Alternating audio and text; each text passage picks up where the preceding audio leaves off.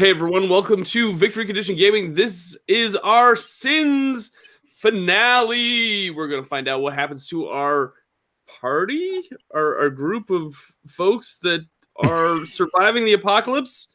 So hopefully, if you haven't caught the other sessions, go check them out. Episodes 1 through 3 are already on the channel. I'm going to tell you that if you have not subscribed to the channel, please hit the subscribe button, hit that little bell down the bottom, and you'll get notified every single time we go live and whenever we do these actual plays and whenever we post content onto the channel. We'd love to have you part of what we do here on the show. So without further ado, let me introduce the players. I'm going to start with Jordan Streeter, the man to my, looks like to my left. Jordan Streeter from Gamers Against Alzheimer's. Jordan, hey. Good evening. Good evening. Next to him is Josh Melville, a.k.a. Halloweenville on YouTube. Hey, what's up, everybody? Next to Josh is the man, the myth, the legend, the man from the north, Jason Hunt. I'm a legend. Hello. I mean, well, yeah. There was that one time. That's all I'm going to say about that. Okay, all right. I guess we'll just leave it at that. And then we're also going to be welcoming new 1,000 subscriber YouTuber Questwise, a.k.a. Jodie Brandt, to the show. Hi, everybody. So, without further ado, let's get right into our finale of Sins. Do you all remember what happened in the last episode, where we left off, where you guys are at this point? I believe we killed everything, and we were standing victorious atop a pile of dead guys. That's how I remember it. Good night, everybody. That's how it ends. Yay! See you next time when it's the true finale. Yeah. You guys had encountered a rival gang of survivors. They started there's a little bit of friction there, and then more and more infected started showing up, and a helicopter flew overhead and started just shooting everybody down at the down on the ground, and you guys survived that. You found cover, survived it, but then some soldiers came by, and so did a brood spawn, and the brood spawn reached down and grabbed one of the soldiers, the last remaining soldier, and he had him in his hand. Well, I guess it was like these big long talons that the brood spawn has, and the soldier is dying. I guess in his final moments of dying, he pulls the pin on a grenade he had in his hand, and then everything goes black. Wait, and we're gonna pick it up from there. Oh yeah, everything goes black, as in tune in next time, fade to black.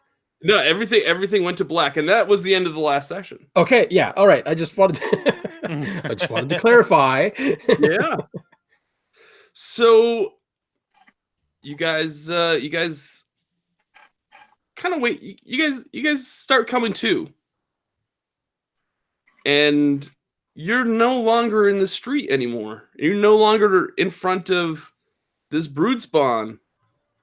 Okay. What kind of, are we in a room? You are in this room, and it's this.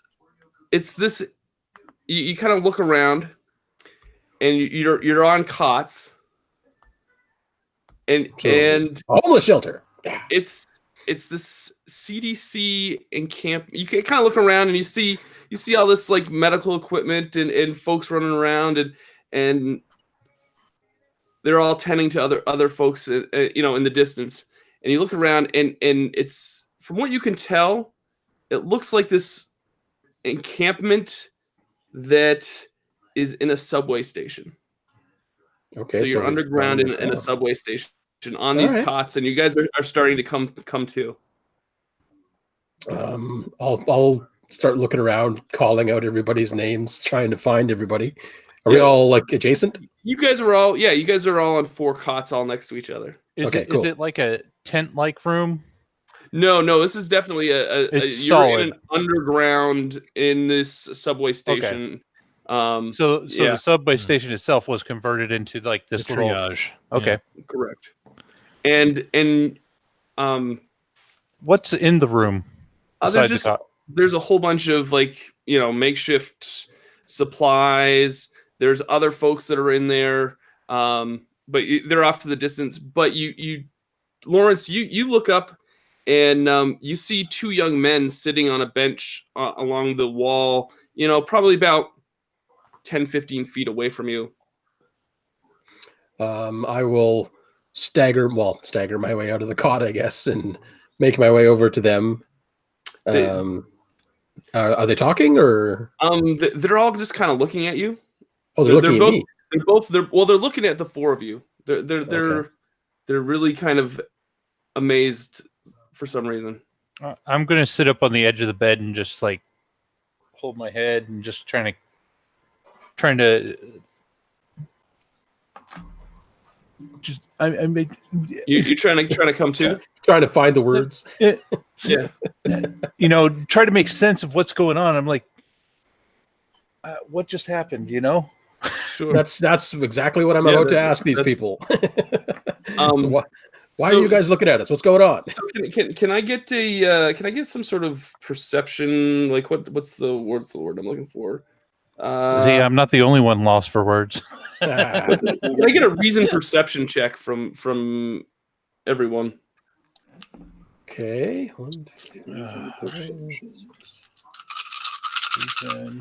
That would be perception 2, 4 plus.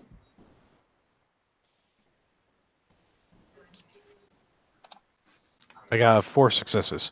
You got 4 successes. Okay. Very good. I got 0. At 0, all right. I got 7.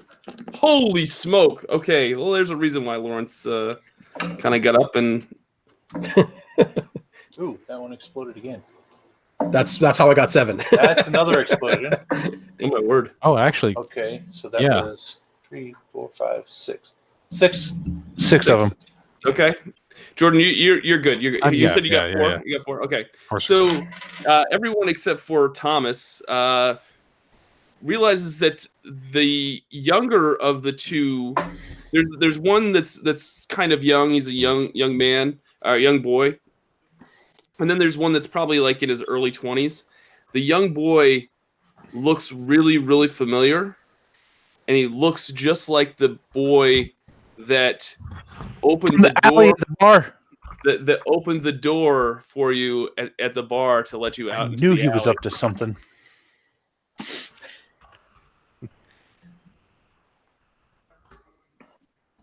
So he's standing there just watching you, or he's just sitting. I'm sorry, he's sitting there just watching you with his friend. With his friend. Okay. Who's he's probably like 10 years older than. Okay. I'll step over to them and seeing as how I recognize them, I'll stick my hand out to him and like, hey, thanks a lot, kid. You saved our asses back there. And he's like, oh yeah.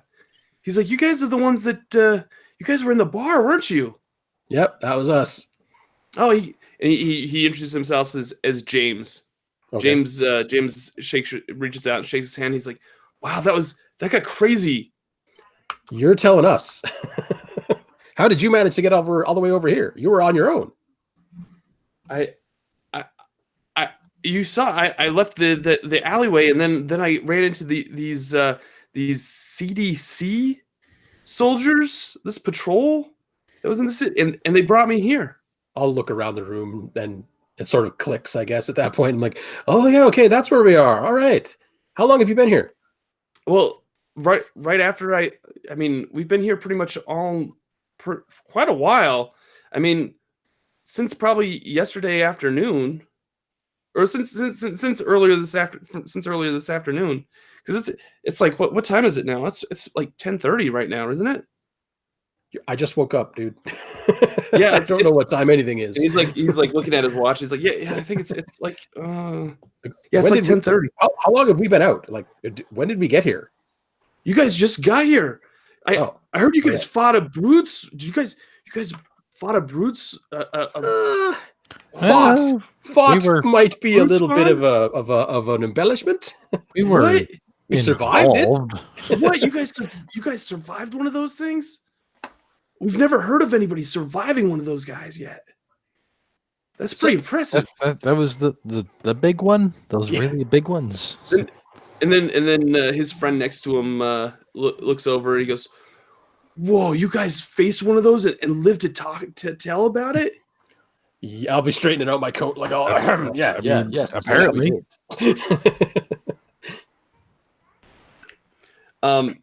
So why don't you roll another? So the older of the two guys there, the one that's probably in his late 21, introduces himself as his name is Faith. His name is Faith. His name is Faith. Okay, Faith. And he's a pretty good looking guy. He's How you doing? and you can just tell he's really kind of a personable guy and really A kindred spirit. yeah, really kind of excited to have someone to talk to. Okay. So Faith, how did you come to be here? You seem to know James here. Well, you see, I just met James here. We just kind of just sat here because they told us to just take a seat, and supposedly they're going to evacuate us. There's some sort of quarantine. Oh, I like the sound of evacuation Situation going on, and I don't know. There's an officer that's going to be coming here in a little bit. He'll run through. He kind of he was just kind of waiting till you guys kind of woke up to kind of go over all this detail with you. But yeah, they found me. Actually, there was a patrol of CDC soldiers that came to my house, and they whisked me out of my house and brought me here. Okay. Well, you see, my dad's a senator. Ah. So he's all right. he's on the other side of the Okay. country right now, but he called them and told them to come get me and evacuate me, and that's why I'm here. Okay, I was wondering because that means after he opened the alley door, we must have missed the CDC by like 10 By feet. minutes. They're like around the corner from the place. We picked the wrong alley to run down. Wait a minute. So as you guys are talking to Finn and James, I told you the younger kid's name was James. Is that right? Yes, you did. Yeah. Okay, good. I don't want to make sure. The officer comes in, and you recognize him immediately from the barricade earlier. Oh. Hey. Mr. Finn Mercer comes in, Officer Finn Mercer, and he's oh, you guys are up. I'm glad to see you guys survived. We are up and ready to go. I can't believe. Well, we can't go just yet. We're evacuating in the morning. So just hold tight. We've got you down here. We've got the CDC down here. We're making sure everybody's not infected, and they're gonna evacuate us in the morning. But we need to quarantine everybody and make sure that nobody's infected. And yeah, we're so glad you guys. I can't believe that you guys survived. Our patrol was out, and they just found you laying there on the ground, and luckily you all were breathing. I guess, yeah, that is kind of lucky. We don't really remember much after the grenade and everything. We do have a deeper appreciation for municipal garbage dumpsters. Yeah, seriously. I'm gonna walk around the room and just kind of go through things and see if there's anything of use, just in case. Going through people's pockets. Fill my pockets full. Finn looks over at you, Jack, and he says, "Do you need medical attention? Are you okay? I can send a doctor. I'll send a doctor in. You guys probably need to be looked over anyway, right? I mean, you Probably guys look won't hurt. healthy, but I guess that would be a question for Christine. Yeah, actually, is there anyone else on cots looking hurt? Anyone I can help out? no, there's no other folks that are as much as they look like they're all okay. My bandages are looking pretty nasty right now, actually, because I'm still fairly hurt. All right, Yeah. well, I'll Okay. send a doctor over. Just a moment, and he walks off and goes over to this great big group of folks, and you see him talking to a few folks, and then you see him pointing to other directions, and then he talks to one person that's got a lab coat, and and he kind of points over in your direction and sends them over your way. Cool. Doug, is Finn a police officer or is he like a military officer? He's like military. Okay. All right, cool. So yeah, what do you guys? While I'm talking to the doctor, I will attempt to pump him for some information. Okay. Why don't you roll me a passion panache roll? Okay. Okay. 1, 2, 3.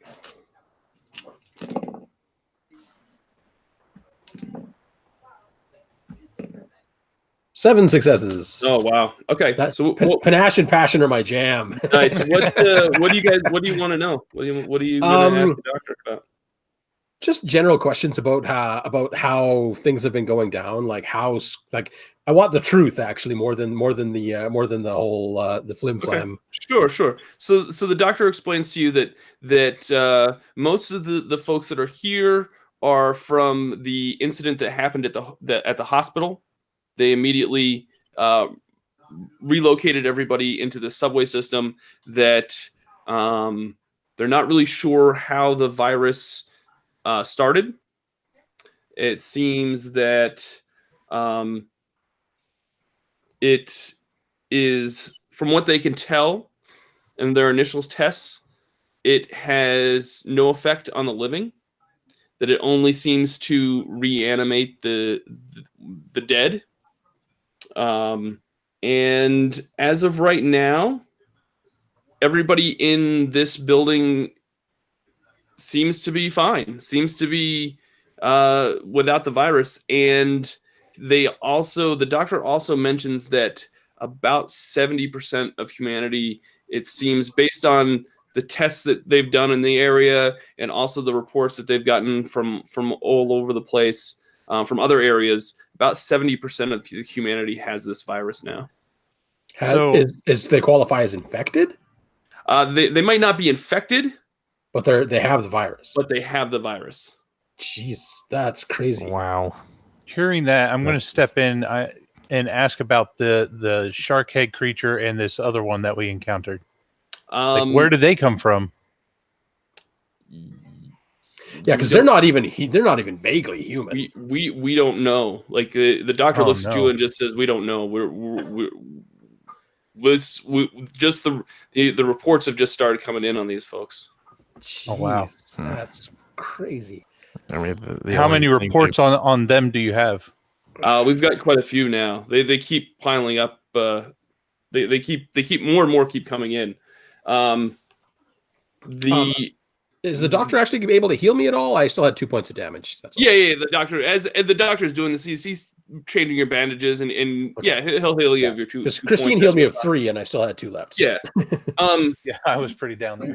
The doctor also mentions that as the infected consume living flesh, they regenerate, and they seem to take on distinctly inhuman features.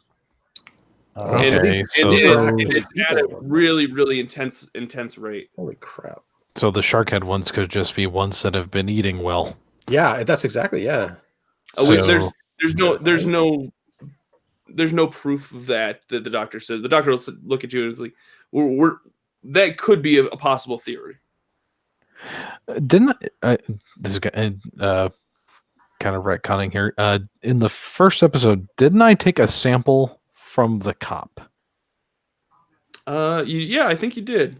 I'm gonna hand that over to the doctor, and it's like, hey, if this is of any use at all to try to figure out exactly how this virus works, please have at it. This was from someone that recently died in front of us and came back and attacked our friend. The doctor will kind of examine it a little bit and we'll say, well, thank you, Catherine. Catherine, thank you. Yeah, I'll put this with the other specimens we have. I'm sorry, I didn't get your name. I'm Dr. Theron. Dr. Theron. All right, nice to meet you. Very nice to meet you. I'm with the CDC. I don't know if that was clear, but I'm with the CDC. Yes. Yes, I see on your lab badge on the lab coat. It says right there on my CDC. CDC. It's like written in crayon. Crayon? What? Yeah, no, Wait a minute now. totally legit right here. Totally legit. Catherine gets says, I'm a Metropolitan Emergency Response. Excellent. Not written in crayon. So at this point, Finn comes back in and says, "Hey, I'm so glad you guys. The doc give you the rundown. You know what's going on. We're gonna evacuate everybody in the morning. We just gotta make sure that this is a big quarantine area. We're gonna put you up for the night. We're gonna let you sleep. We're gonna let you just kind of get some rest. Just get some. I know it's gonna be hard to sleep tonight, but just get some rest. And we've got a place downstairs." In the next level down, it's really secure. It's great. We've got some cots just set aside for everyone. It'll be nice and dark. You guys can just get some sleep, and then in the morning, we'll evacuate. We'll go to the surface and come out of this, and we'll escort you to the evacuation point. How's that sound, guys? You guys all set? You guys? Wait a minute. How are they evacuating us? Because we had a recent accident with a bus, and that was just not fun.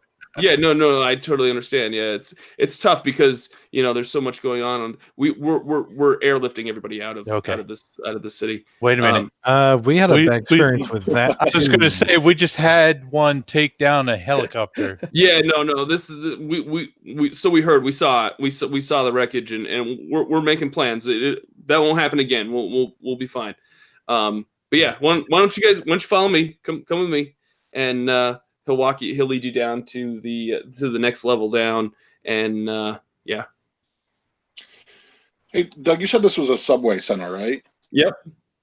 Is there being a police officer? If I look around like to some of the markings on the terminals and stuff, would I be able to determine like where we're at under the city? Yeah, you can kind of understand. You kind of realize that you're a few blocks away from Times Square. Okay. Cool. So he leads you guys down, and you guys, can you give me some sort of perception check? I don't know, like, yeah, just kind of give me I forget what you guys have. Yeah, I get whatever you think might fit, just for perception. Okay. Prowess, perception. So 5 again. I got 2. Okay. 1. Okay. 2. All right. So y'all succeeded at some point. Yep. Okay, you guys, you all, as you're walking to this I don't know, this temporary shelter in the subway, you kind of get this odd feeling that time is kind of missing, and you kind of get this kind of this feeling that you've been here before. So then Finn opens the door and says, "Hey, here you go. You guys have this. You have this this area right here. Feel free to just relax as much as you can. Here's some water. There's some water here. Just rest up." Is the room lit? Oh yeah. It's got lights, but you can adjust the lighting if you want, and yeah, just go right in. We'll come get you in the morning, and yeah, we'll get you out of here. I'm really excited. Is this a big metal door, like a vault door? It is like a big metal door, yes. So you guys all go. Guys, I'm feeling a little uneasy. I don't know, something just. So he walks into the room and he's like fluffing the pillows, make sure everything's all right. He's like, "You guys all set? I'll see you in the morning."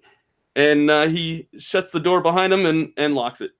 And locks it. Is it like? Does it sound like a padlock or like it thunks pretty hard. Huh. I think he just locked us in here. Well, he totally just locked us in here. Yeah. I think he just. Well, Jack's not the brightest. For your own safety. Oh no! Wait, there is a bathroom in here, right? Oh yeah. There's like a little. Okay, I go into the bathroom because the water and all that. We haven't gone to the bathroom since we left. Sure. I'm kind of. Catherine's gonna just like check her arms, neck to see if have we already been tested to see if we're infected. As far as you can tell, you have not. It doesn't look like there's any tests that have been done on you or anything. Guys, I got this strange after I come out of the bathroom, and I did wash my hands. At this point, I don't care, Jack. Where was I going with this now? Oh, I had a question. Oh no. Go back into the bathroom. You'll remember. Okay, so I go back into the bathroom, then I come back out and I go, why does it feel like we've been here before? Yeah, I got some deja vu off of this too. So there's only the one door in this room that we can leave by, obviously. Yes. And we're in the subway? Yes. Do they have rooms like this in subways? It's like a maintenance closet or something like that. With a big metal door. Big metal door that. Okay. They must have real problems with people stealing mops. Could I try to sit down and concentrate and try to maybe figure out what this feeling is of being here? Sure. Is there a ventilation shaft at all in here? There's not. I'm going to check the door. Is there any access to the locking mechanism on this side of the door? There's not. Just a doorknob that doesn't do me damn thing. Are we still armed? We had weapons when we came in. You are not armed. Somebody stole our guns. Is there anything else missing out of our stuff that we had? Knickknacks? Not that you can tell. I mean, you've got most everything except for, actual useful things. Yeah. Exactly. Okay. Well, this sucks. Just putting that out there. Okay, so my guess is either they think we're infected are going to turn, or they think they're infected are going to turn, and they're protecting us. Either way, this sucks. They mentioned that the more these creatures eat, the more they evolve. So what if we're basically in the walk-in fridge now? Yeah, how cold is it in this room? It's fine. It's actually set up pretty nice to actually it looks like they were trying to make it somewhat hospitable for you guys to just kind of chill out and get some rest and have you seen those movies where they have little lab rats in the little plexiglass containers? I'm kind of feeling like that right now. There's no windows. It's all blocked. I mean, you guys are probably in the safest spot in the whole encampment. Out of game, I'm just thinking of that scene in Aliens where Ripley and Newt are in the lab. Yeah. And the things that were the big tubes that were holding the face huggers break open. Yeah. Yeah. I'm like, okay, something's going to come out somewhere at some point.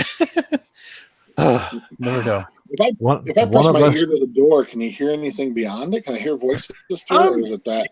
You can kind of hear, you can hear, folks walking by every once in a while, and you can kind of hear some voices off in the distance, from, but nothing really, nothing really noteworthy.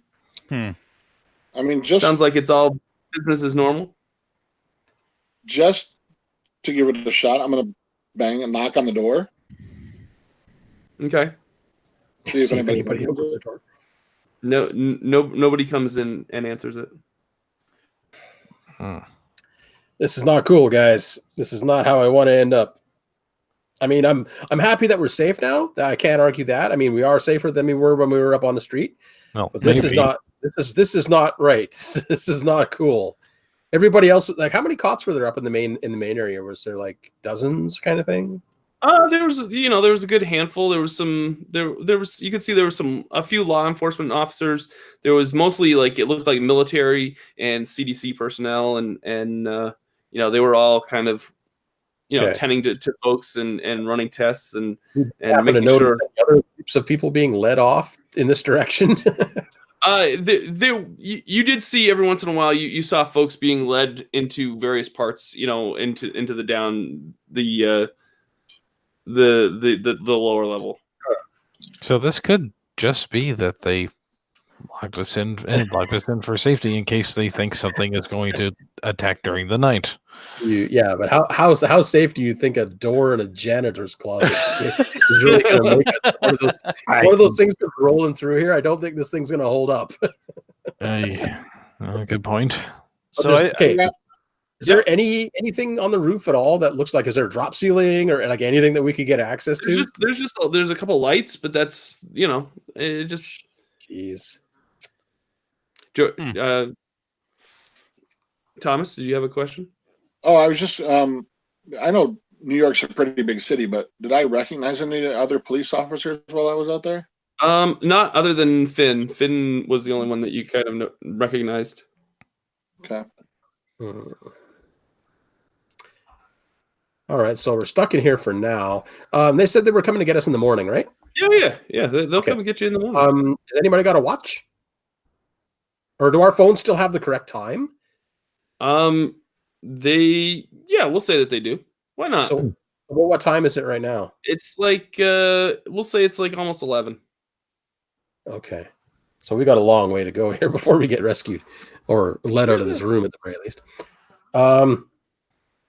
Do we try and sleep? I mean, we could sleep in shifts. Yeah. I was just going to suggest that if we're gonna attempt to sleep, we need some sort of rest because we haven't slept in like the last day and a half, almost 2 days. Kind of thing, I think. Right. I like it. Yeah. Okay. So who's going to sleep? You get the three of you, I think, need the most amount of rest. I've gotten away pretty unscathed through most of this, so I'll take first watch, quote unquote. All right. How long are you letting them sleep for? Give 4 hours. So until about 3 a.m. About 3 a.m. Yeah. Sounds good. I'll curl up on a cot and attempt to sleep. Yeah, Catherine, you can wake me up after, and I'll take the last watch. Okay. So everybody's going to sleep except for Catherine. Mm-hmm. Nice. Does Catherine stay awake the whole time? Damn well better. We hope so. Try. just curious. We wake up 4 hours from now. You and make she's me even more paranoid. She's gonna search around the room a little bit, quietly, so not to wake up the other three, and probably to keep yourself awake too, keep you busy. Yeah. Check the bed, see if there's anything. Yeah. No, it looks anything weird. Looks like a typical bed. Well, what's the thread count? It's they're emergency blankets, so they're not the most comfortable. But let me just. Yeah, nothing really happens the first hour. The first hour. Okay. So that's like from what, like 11 to midnight. Oh, not that face. From 12 to 1. How long were you letting them sleep for? Till 3. Till 3. All right. From 12 to 1, there's not really anything going on either. They're all getting. Every time he rolls, his smile gets bigger. It's sound asleep. Putting me at ease. She's got. Okay. Okay. So from 1 to 2 gets to be about. We'll say it was about like 1:45. Catherine was getting kind of tired. Mm-hmm. You could tell that she wanted to stay awake. She kept on, whew, kind of dozing off, and all of a sudden, you can hear from outside you hear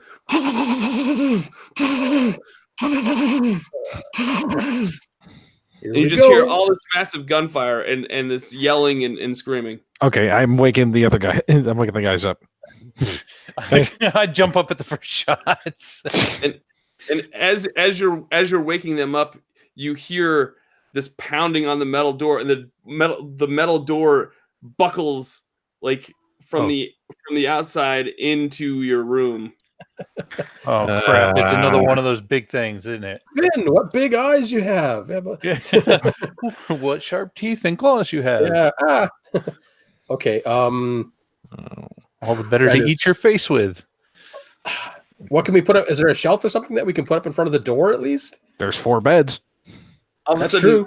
all of a sudden you hear it pounds again, and it buckles even more. Guys. And it's It's not going to last. Yeah. What if we all huddle in the bathroom? At least there's a toilet. Well, quietly, because we know these things go as you towards guys drawings. are talking, it wails on the door a third time, and the door just busts open, and there's that big ass brood spawn that you faced earlier looks into the room and just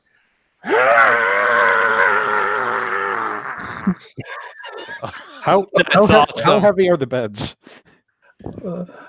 and what's that? How heavy are the beds? Because I'm ready to pick one up and just start. Super adrenaline. It's charging at you, so yeah. Yeah. Yeah, I'm just gonna flip. I'm gonna flip the cot that I was on up and just use it as a shield. All right. Yeah. What else is everybody else doing? Can I rip a piece off of the cot to use as a shiv? You want to rip a piece of the Does okay, a spring, anything? like one of the legs or something? Sure. Okay, sure. Okay. I've made a shiv out of a bed. All right. What's I'm gonna what's grab Jack the doing? mattress. You're grabbing the and- mattress? Yeah, just the mattress to kind of use as a shield. Okay. What's Thomas doing? I want to help Lawrence. Like, if he's got this bed, I'm just gonna help him like sort of barricade it. Maybe we can like bum rush this thing and push it backwards or into a corner or something. Right. Okay. Well, if you push it out of the way, then I and Catherine can at least get out. Right. Then we could repopulate the earth. That's it. How you doing? Like, in my head, I was about to say, wait for it. So yeah, he's this brood spawn is just it's charging into the room, and he's gonna who's in front there? Is Catherine probably the one that was most awake? She's probably the one that's In front. that's in front. Yeah. Okay. How? Go ahead. What's that? No, go ahead.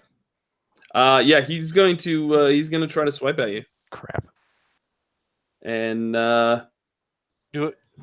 Can I respond? As I see him go to swipe, can I jump in front of Catherine with the mattress? Maybe put him at a disadvantage on his roll. sure, we'll do that. Let's see here. Oof.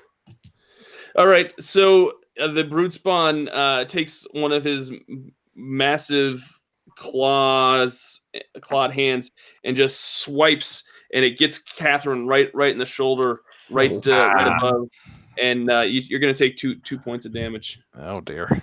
Well, that's not good. And it just shrieks out, and as it shrieks out, one of the Finn kind of stumbles over to the opening from the door, and he's like, the bullets don't seem to hurt it. I don't know what's gonna take it down. You guys better run. You think? Okay. How big What- is this thing, and how big is its head? Or, It's pretty big. What do we say? It was like 7 feet high. Yeah. So, but it's still small enough that it can get into the room. Right. Oh, But okay. it kind of looks like, almost like if Venom had not that I want to impose on any kind of IP that we don't have rights to, but that's TM. kind of how he kind of looks like a big kind of Venom Okay.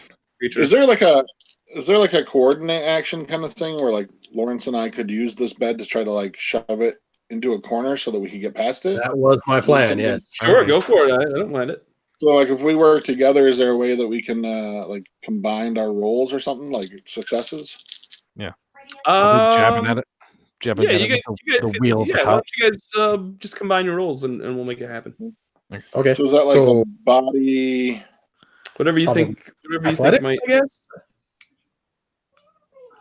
Yeah, that's fine. Whatever you guys think would make it work. Okay, cool. I All right. think I'll be. And how do just as a refresher, quick, Doug? How do what do the drama points do? The drama points. I think they give you a reroll. I'm trying to remember. I can't remember off the top of my head. Okay. And yeah, I think it allows you to re-roll your dice pool. Okay. Oh, great googly moogly. This is body athletics. We all said. Yeah. Oh crap. I got 2 successes. I got 5. Ooh. Oh, Okay. Wait. So who's teaming up to impede the brute So spawn? Lawrence and I were behind the one bed. Like we picked up a whole bed. Yeah, and we I just figured the we whole were just caught gonna like a bum ram. rush it. Okay. Yeah. And how many did Lawrence get? I got 2. Okay, so you got 7 total. 7 total. Yeah. Yeah, I got no successes on that. You didn't get any successes. No successes. Okay. Well, you got your arm half ripped off, so pretty Yeah. sure that qualifies you for a break on that one. So Lawrence and Thomas take the cot and just charge it. They take each end and just charge it and shove it up against the wall. But it moves him back temporarily, but then it takes its claws and just rips the cot from your hands and chucks it out the door. That's fine because that's where we want to go too. Right. We just need a space to get out the door. Yeah. Mhm. I just wanted running room. Yeah. Sure. I'll assist Catherine, and we should head towards the door. Yeah. You on the side where the monster is, so you can poke him with a stick in case. No. Yeah, I'll assist Catherine in getting out because she took that damage. So are you guys outside the room or are you guys still inside the room? No. Not voluntarily. I would rather be outside. Okay. So you guys you guys pinned him up against the wall. He grabbed the cot, Chucks threw it, As he was distracted. and as he was distracted, you guys got outside. Yeah, that's the whole plan right there. All right. Yep. So As far as we thought. as soon as you got outside the room, you encountered 2 soldiers, one of which is pretty much unconscious and dead. It looks dead, but the other one says, "I've heard that fire takes him out. Have you guys know there's some gasoline downstairs? If we could set this guy on fire, we should be able to take him out. We've got flamethrowers. We just need the fuel." Oh, okay. Are you okay enough to move yourself or? Yeah, I've got Ted here. I'm taking him upstairs. We're gonna get the flamethrowers. But if we could just if we could set this guy on fire, I think we could take him out. What do you guys think? I'd be willing to go get the gas. How's Finn? Did he leave? And you look down, and Finn's dead. Oh. Finn seems to be having some trouble. All right. Which direction for the gas? You said downstairs, right? Downstairs. You're gonna have to go that way, and then go down the stairs. I think we should definitely stick together as a group. I don't want to be splitting up for any reason. You don't want to split the party? Okay. No. Which direction are the flamethrowers? The flamethrowers are upstairs. I'm gonna go get them for you guys. I'm gonna go get them. We gotta take this guy out. I'm a little suspicious, but I'm willing to go on faith at this point. Well, if one of us wants to go and the other 3 go with him, one of us go with him, and the other 3 can go to get the gas. Yeah, I might go with them and try to hopefully get Make sure a enough time to flamethrower comes back in this direction, please. Yeah. yes, and also try to see to my shoulder and maybe help. So as you guys are talking, you hear the brood spawn just move, Okay. shriek as loud, like just as I just see us going in those directions like immediately. okay. Bye guys. See you later. So who's going to get the gasoline? I will. I am. Okay. And Christine is going to go get a flamethrower. Catherine. Sorry, why do I keep calling her Christine? That's all right. Maybe I had to check my notes too. Let's see. So Catherine, you're gonna go up with you're gonna assist the agent with Ted. Try to fix my own shoulders and help heal them if at all possible. Okay. If you'd like to be helpful, take the bad guy with you. just a thought. Just a thought. I almost said earlier as we left the room, it's like, no, I got to go back and help. So you guys are taking off. The three of you are taking off for the gasoline. Yeah. All right. So you guys get down. You guys go down a flight of stairs, and there's already some soldiers down there that are kind of getting some gas. Pretty much the gas is like in these big tanks, and they're pumping it into smaller containers. Okay. Okay. So we'll go bowling into them saying, we need a couple of those right now. Are there so like in the room, is there like empty containers or just there's some I don't know anything we can make like a Molotov out of? You tell me. What do you find? What do you find in that would make a Molotov? It's a New York City subway. There's something to make a Molotov. Just like a little jerry can or whatever, like you stuff a piece of cloth in there. Because I know I've got a lighter. I know I have a lighter because I had one. You have a lighter? All right. Yeah, that sounds fine. We'll let you guys make some Molotov. Some really big ass Molotov cocktails. I'll mention to them that there's a brood spawn like right up the damn stairs that we need to get rid of right now. And the officers look at you and go like, "Why do you think we're here?" That's fine. I'm being informative. Now give me some gas. All right. So they give you some they've got I don't know what do you call those portable gas tanks that jerry cans. Yeah. Yes. and they hand you some of them in their truck full. Okay. I guess I'll make one because I probably can't carry more than one of my little piddly dude. Yeah, so, as long as you hit right, I mean, we should at least be able to run. Well, my plan is, we take some gas, we take a couple of Molotovs, we use the Molotovs if we have to get the gas past the thing, because if fire will hurt it, it'll probably scare it. Exactly. Fingers crossed. So as you guys are talking, you can hear the brood spawn from up above the stairs just giving this loud shriek, and you could hear it like walk past the doorway to go downstairs. I dare one of you to take the lighter and spit a mouthful of gasoline in its face. I'm not taking that.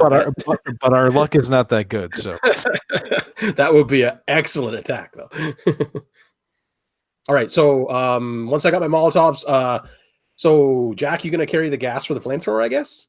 Yeah, I'll carry the gas for the flamethrower. And Big Brother can carry a Molotov with me, I guess, or another. What do you want to carry? One or two? I'll carry two. Okay, cool. Since you're the strapping member of the family.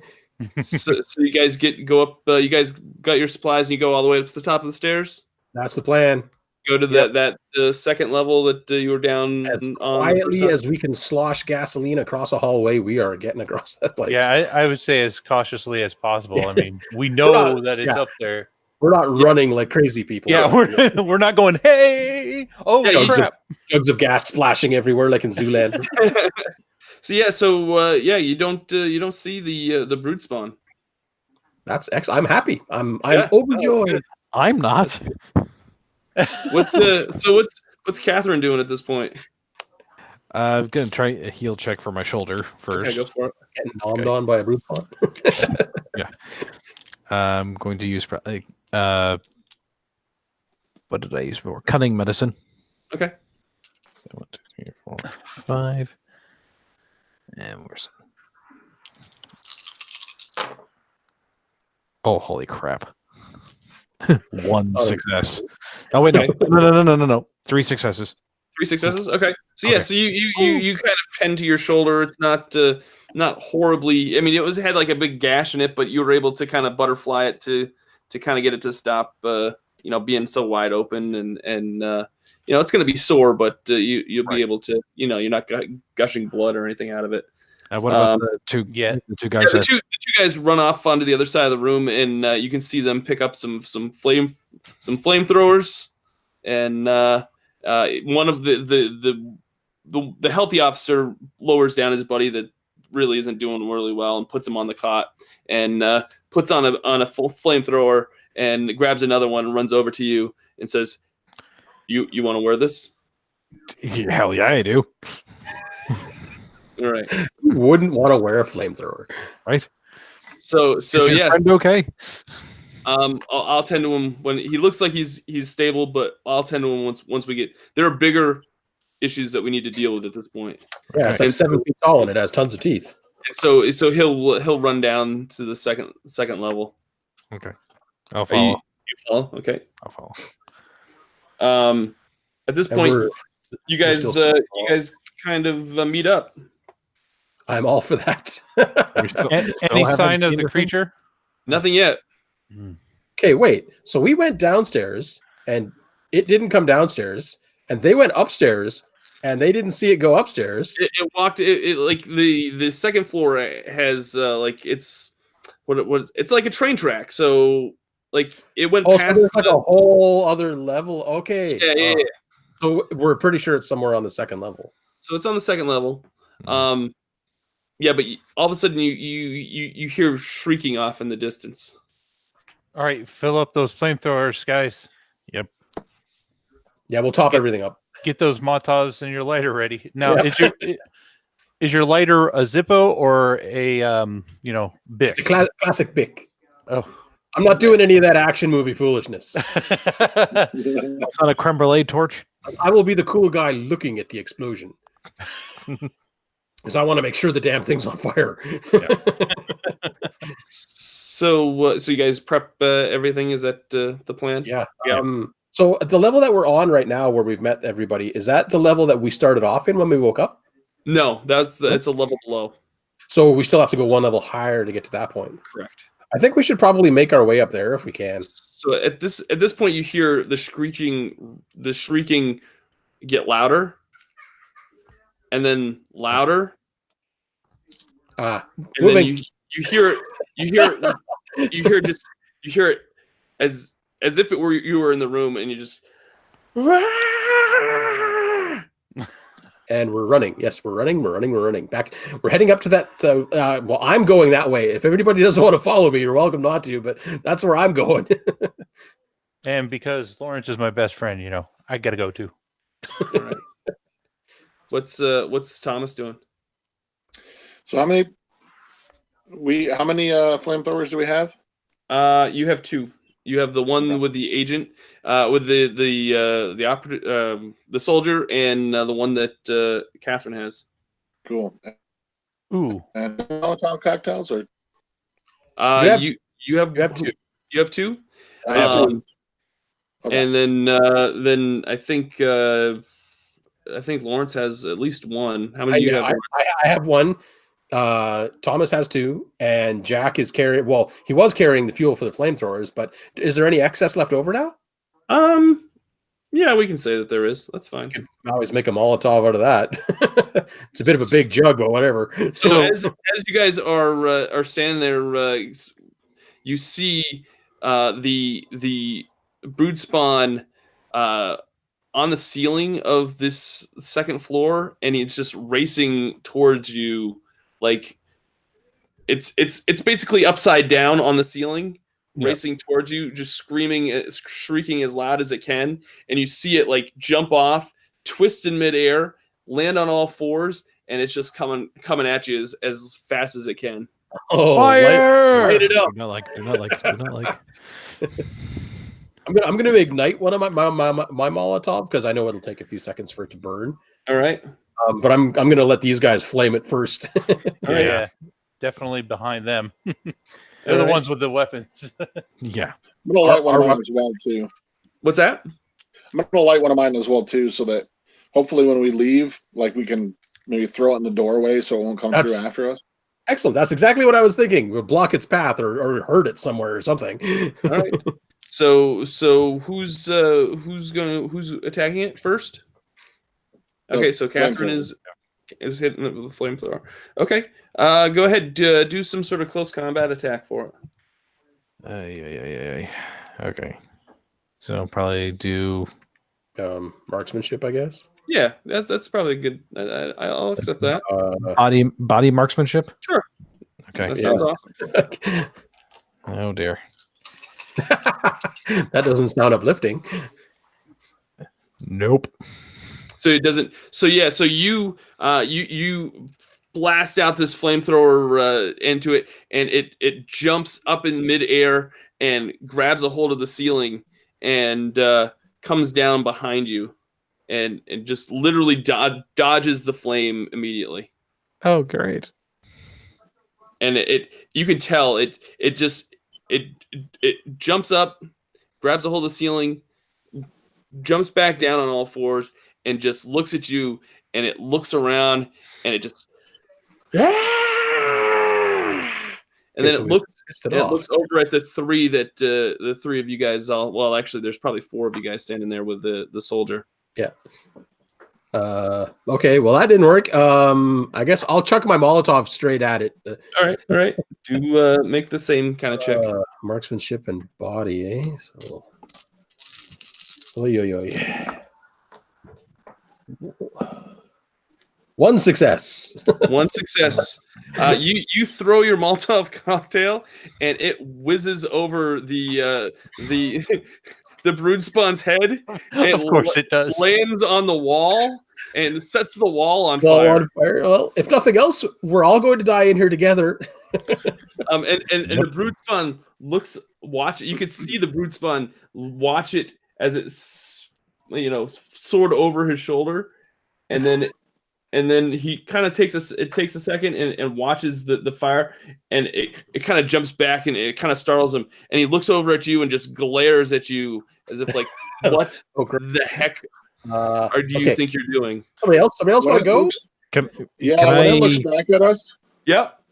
When it looks back at us, I looked up the drama points, and apparently it adds an extra die to your pool and lowers the number you need to succeed. That's right. I'm sorry. You're right. Thank you for checking that, Jodie. Can I use multiple drama points at a time? Sure, go for it, man. I'll allow it. I'm going to use my last two. I'm going to try to chuck my Molotov right into its face. All right. See the bullseye. Oh, yeah, this is going to happen. Thank you for checking that, by the way. Yeah, no problem. 1, 2, 3, 4, 5, 6. How about 7? Oh, nice. Yes, okay. nice. So did you chuck both of the Molotovs or just one? Just one. One. So you take one, and as it's screaming out and looking at Lawrence, you take this Molotov, and you just cram it in its face and in its mouth, and it just explodes in this brood spawn's mouth, and you can just Smile, you son of a. For a moment, like its cheeks like light up, and like it just his whole face is lit on fire, and it just reels, and it just and you can just tell that it definitely does not like that too much. And Catherine's still behind him, right? Yep. Can I react? Or... We'll wait just a minute. You've already gone one, so we'll let everybody else go at least one time. All right, I'll go. So I got a little bit of this gasoline left. While his face is burning, I want to douse him with it.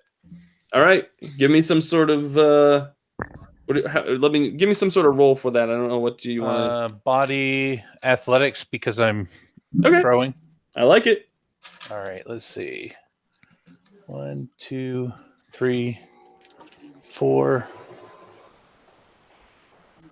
Okay. plus an extra one, and I'll spend a drama point Okay, for an extra die. sure. Ooh. Come on. One success. One success. No, wait a minute. Athletics. The 1, 2. Yeah, I only got 2. Got 2 successes. Okay, so you're just dousing the Yeah. flame. Okay, yeah, no, you get that, and it just adds more fuel to the fire, so to say, and it just lights up even further, and it just kind of ticks him off even more. So we're just irritating it? No, it's definitely taking damage. You can definitely tell it's I sincerely hope so. It's just it's definitely, his face is definitely melting at this point. You Jeez, can what does it tell. take to drop one of these things? Oh my god! What's the soldier doing? Doesn't he get a turn? The soldier, yes, the soldier does get a turn, and he is going to roll, and yeah, he takes his flamethrower and just lights the body portion of the brood spawn up, and you can tell it's reeling back now because it can't see because of the fire in his face, and it's just getting burnt up on his body as well. So he takes a couple more points of damage. Nice. And we'll go back to Catherine. What does Catherine want to do? Get out of there, Catherine. Yeah, I'm going to step back from the ever increasing fire. Yep. And so are you coming up the stairs? You said you were stepping back. So are you going down the stairs? It came from above us, right? It came from the same second level, and it was just further on down. It had like walked past where you guys went downstairs to get the gas. Yeah. I guess I'm going to just move further away in the direction we were originally going because it ended up jumping behind me. Just kind of stepping back, getting further down the tunnel. Okay. And that's it for now. That's it for now. Okay, that's fine. For now. What does everybody else want to do? I am heading for that stairway leading up to the next level. Okay. I'm gonna be the last one out and just throw the last Molotov in the doorway so it ignites that whole area there. Okay. Yeah, give me some sort of roll for that. Okay.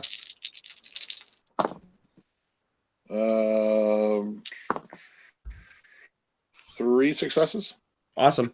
So yeah, so you just you throw that cocktail, that Molotov, and it hits him, it hits the ground below him, and it just lights everything. You can just see it's this big inferno, and he's just reeling in pain, and he just comes crashing down onto the floor, and you can just see him, writhing in pain, and you can just see just him trying to put out the flames, and there's just no way. And eventually, after it seems like probably a couple of minutes, he just lays motionless on the floor, just on fire. Hey, we finally killed one of these guys. things. Let's move out of here. Let's go. And we're running. Lollygagging. Thank you for the stairs. We know what happens when we talk too long. Doug starts saying while you're talking, and we don't like that. So you guys are going upstairs? Yeah, I want to get back to that level where they were going to come and rescue us from. Okay. So you go upstairs, and of course, there's all sorts of commotion upstairs because they could hear everything that's going on the level below, and there's some soldiers still standing, just standing around because they weren't quite sure if you were going to survive or not. They were waiting for. And there's some of the CDC. They were protecting some of the CDC workers. Salty Lawrence is salty, and they're amazed that you took down one of these brood spawns. Wait, is Dr. Theron? Theron? Yeah. Is he there? Yeah, he's there, and he's just amazed that he's like, you guys did it. And Catherine's gonna look at him, just pose badass. for the doctor. Flamethrower cocked on the hip with the flame trickling in the air. No one's ever taken. We don't even know like anything about this. At least we know now that fire takes him down. That's pretty wicked. Well, he doesn't say wicked. He doesn't say that's wicked. But that's my doctor.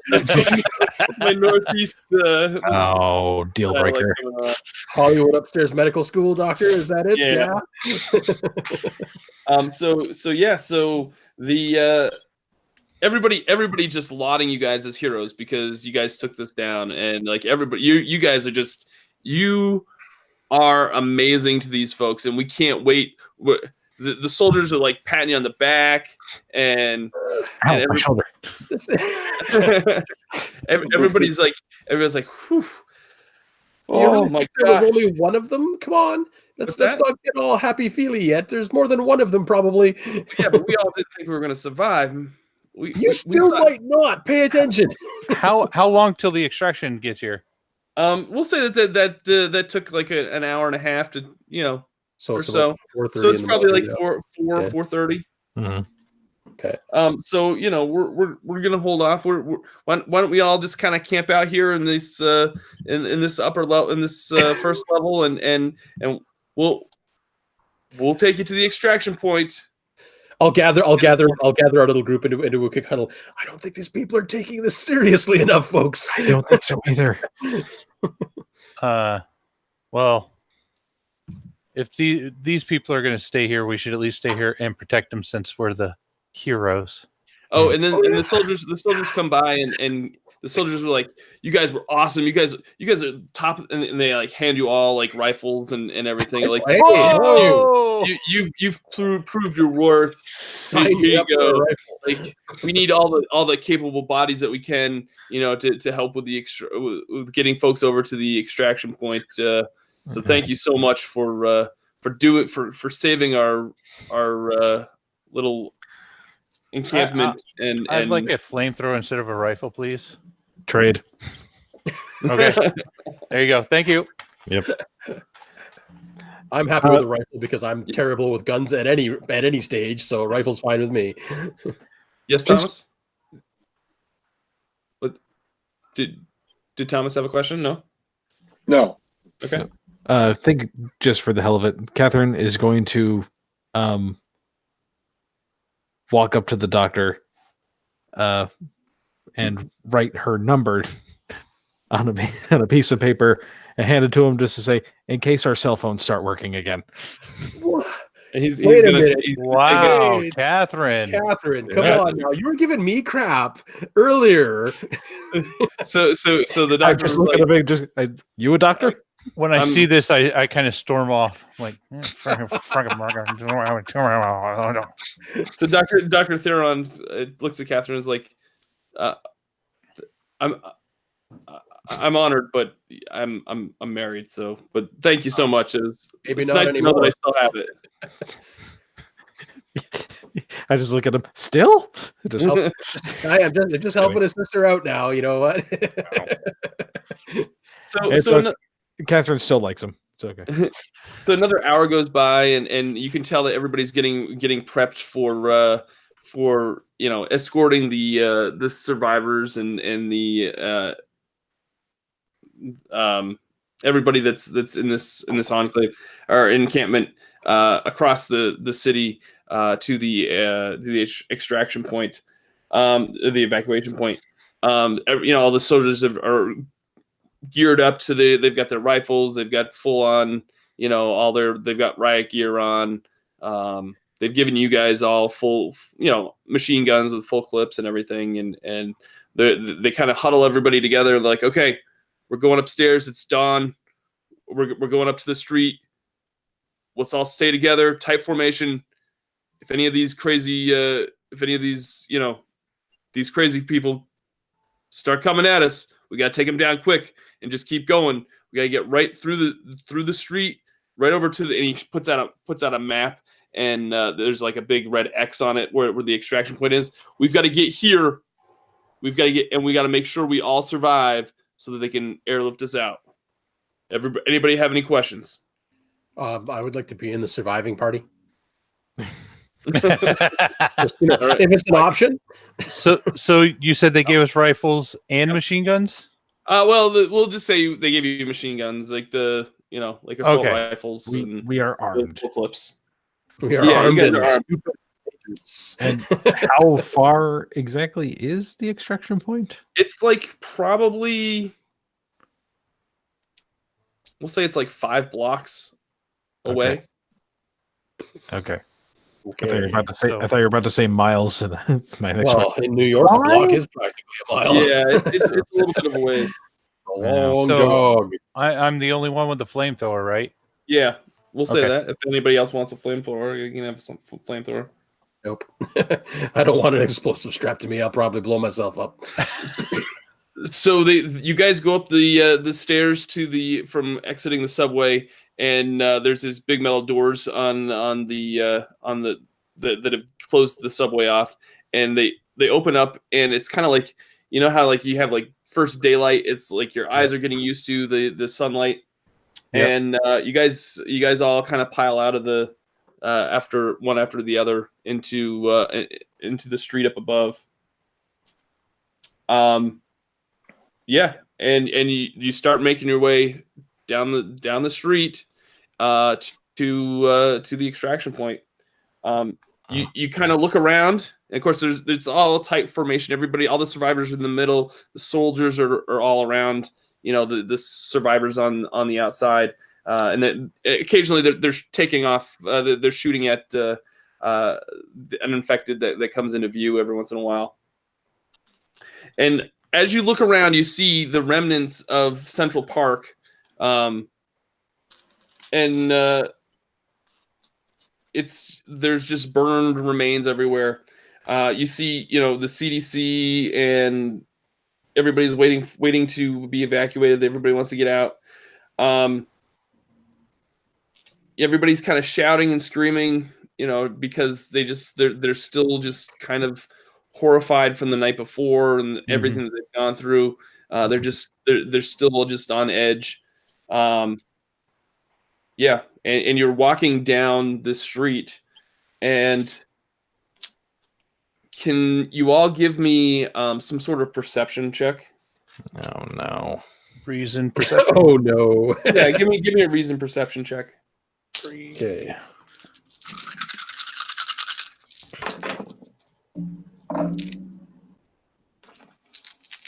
Wow, that was terrible. One success. One success. Okay. I need to roll 4s. 1 success. Okay. 2 successes. Nice. I got 5. Okay. So you all are walking down, but you all succeeded, right? You all got at least one. Yeah. Okay. You guys walk down. As you're walking down, you look over in the distance, and from the from some distance from the evacuation site, you catch a glimpse for the first time, on your own, one of the notorious shards that it's like this giant, strange crystal that fell when the black rain happened, and it's impaled in the roadway adjacent to Central Park, right where everything all kind of went down. That's terrifying and cool at the same time. What We're not part going of this anywhere is near cool, that right Lawrence. So What's that? So what part of this is cool to you, Lawrence? Well, I mean, it's cool looking. Things can be cool looking and still be terrifying and making me want to pee myself. So this is in our path? Yeah. You can kind of see it as you're walking by, and this is the first time you've ever seen one of these actually in person, and it's just like this big black shard that's in the middle of the road. Wait, our phones are still dead, but do the cameras work? I'm gonna say they just didn't have signal. Yeah, they didn't have any signal, but we were able to. So check I can still take a picture, right? Right. Taking a selfie with the shard. You're taking a selfie with the shard. Oh my God. All That's right. so Lawrence. That's so Lawrence. So as you're walking past this and seeing this in the distance, Thomas, you kind of feel some sort of deja vu again. Oh, no. And without any prompting, you reach into your pocket and pull out your phone. Okay. And as you pull out your phone, the text message alert goes off on it. Go. Oh, And right. you're kind of certain you know what it's gonna say. You're All right. all about to I'll thumb it out. Thumb it open. What's it say? The contents kind of shock you. It reads, "Even death may die." And before you have a chance to even kind of give it a thought, the phone emits this kind of I don't know, this electric charge, and it's like this burst of electric static, and it just goes dead. And then all of a sudden, all the lights in the city emit this electric charge, and they all pop. Ooh. The street lights all kind of at the same time short out and pop. And then as you hear these helicopters coming closer and closer to the evacuation site, Oh no. Yep. the rotors all of a sudden stop. Oh, crap.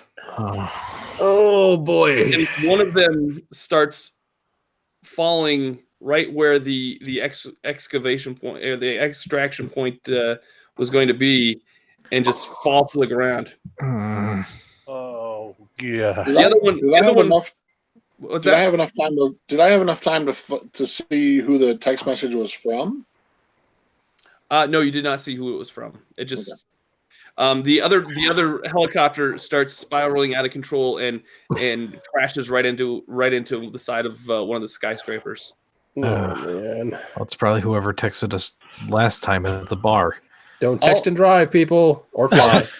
All of a sudden, you hear massive shrieks all around you. And we're in the center of it all. Yeah. And on some level, Thomas, you know all of their names What? that are shrieking. The heck? You feel it deep down inside.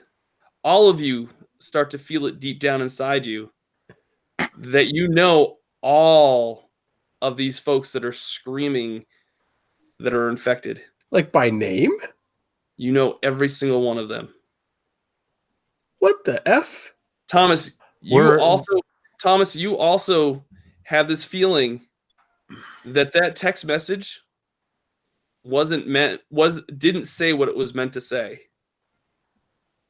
You know that the message was supposed to say, "Mother is coming." Oh my God. No. What the heck? Oh, I don't like this. I don't like this. I don't like this. I don't like this. This is terrifying. Thomas, what's that look on your face about?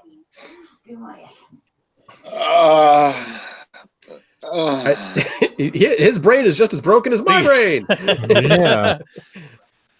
So all of a I think sudden, at this point I would probably just drop to my knees, and I mean it would just be that sort of overwhelming emotional sort of short circuit in my brain kind of thing. Thomas, what's wrong? So as you're attending to Thomas, the crowd just starts panicking, and it starts starts running towards the soldiers random direction. You guys can pick whatever direction, but they're trying to get out of here as fast as they can. With the soldiers, or are they still? Are they trying to? Everybody's just in a panic because all of a sudden the infected are all that you can hear them shrieking and getting closer and closer, and you can just tell, and you guys can all sense because you all you know all of the infected at this point how many hundreds of infected are coming in your direction from all around you. Now, that shelter sounds really good about now. But Yeah. what's that? I was just going to say, I'm sorry, I didn't catch that. Oh, sorry, are we still near the crystal? Yeah, you're still near the crystal. What is it doing? Anything? If I look at it, is it like pulsing? Is it change colors? Not that you can tell. Not that you can tell.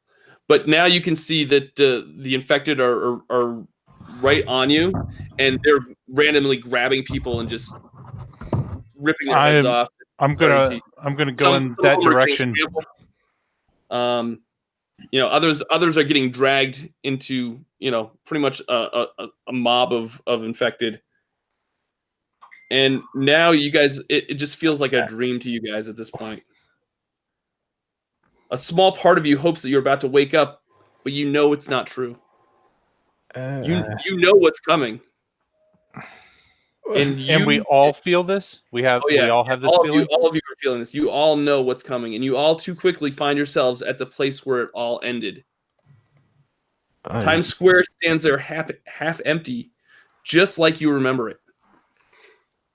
Hundreds of people were herded here, some praying, some screaming, others even begging as the brood spawn, one by one, start lining up along the park. So one of them kind of comes crawling down from one of the buildings, stops right there.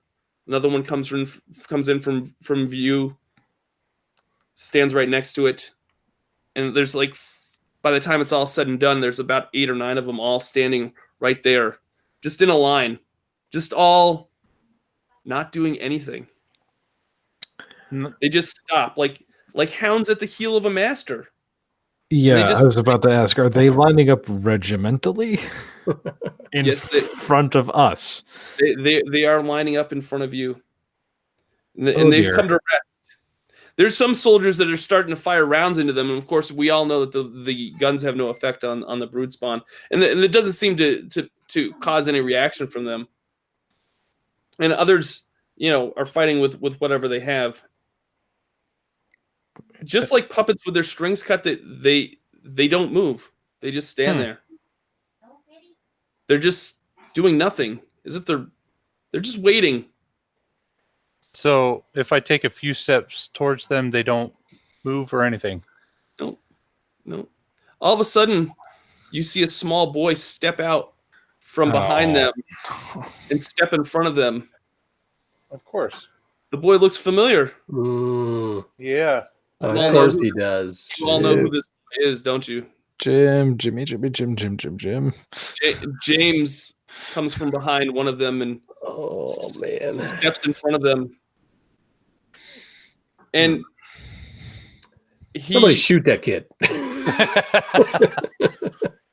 He climbs onto one of the broken remnants of a car, and with each step, his skin breaks and peels. And dark shards of crystal emerge from under the surface of his skin, amongst the blood and bone. As soon as human form is gone entirely, and 6 great wings shift behind him and rise against the rising sun. He stands now nearly 9 feet tall, surrounded in flickering nimbus and blue flame. He turns and slowly looks at the crowd. 2 deep blue eyes stare back from this black armored figure that was once James. You all, at this moment, look at a man that's standing next to you all. And he asks the same question. And it's the same question he's asked 100 times before. And you all know this. And you all mouth the question as he says it.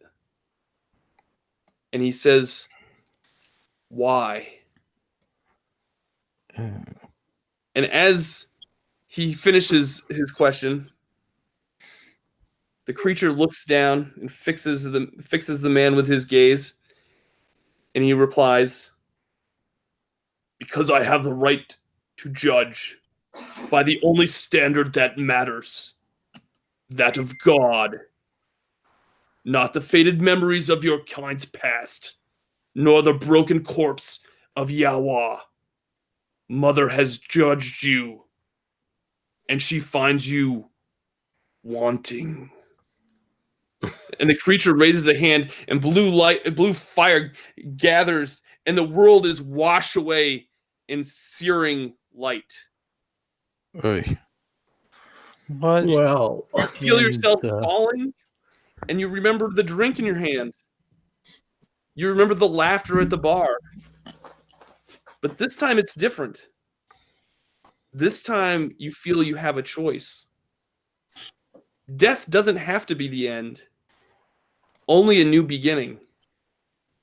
And you, too, have slept too long. And that's the end. What? Wow. That. Do you have any, are there what? any questions? What? I just gotta say, great job, Doug. Everybody give it up for Seriously, Doug. that was awesome. Fantastic. Well That was done. awesome. Are there any questions about this ending? Is there some psychiatric people I can talk to? Seriously. What? Okay. What were we then? Okay. So let's dive into this a little bit, and I purposely wanted to go a little bit late tonight, so I wanted to make like the last session to talk a little bit about the setting and about this whole session, about this whole series, and see what Dead City is built for. It's built for a like a little mini campaign to set up players to play Sins. And Okay. what in Sins you're playing is what are called nemissaries. Nemissaries are brood spawn that have fought back and have become strong enough. Their human side has become strong enough to fight back and wake up out of their madness. They're still infected. They're still brood spawn, but they have taken back their human form and their humanness, their humanity. So that's what you play in Sins. You play as these infected that were once brood spawn, but now had like human souls, I guess, strong enough to fight it back. And now you're like these chosen folks that can battle the infected. Oh, cool. Because you're one of them. And so what happens is this whole session happened 70 years previously. And you guys got wiped out in that whole Times Square session. And so as you're trying to remember and as you're trying to fight back your brood spawn infection, you're reliving this over and over again and getting stronger and stronger. Wow. And eventually you'll become this nemissary personality. So basically what it's doing is it's going to be setting you up so that way you can take this nemissary that you've formed in Dead City and play it in the Sins core book. Okay. That's awesome. That is awesome. I feel like I'm gonna have a nightmare tonight. So good, so on edge. Oh, That was. I like the idea that this whole thing was just us reliving just a fragment of a memory. That's exactly what it is. And then you get, and it's just like you said, you're progressing through it until you get to the point where you realize I'm in control of this now. And that's when we actually get to start technically actually playing the game proper. Right. That's kind of cool. Yeah, so it's just like you guys you're just holding on to your memories, and that's what most infected don't have those left, and they're just that's why they're just general infected. They're just general infected.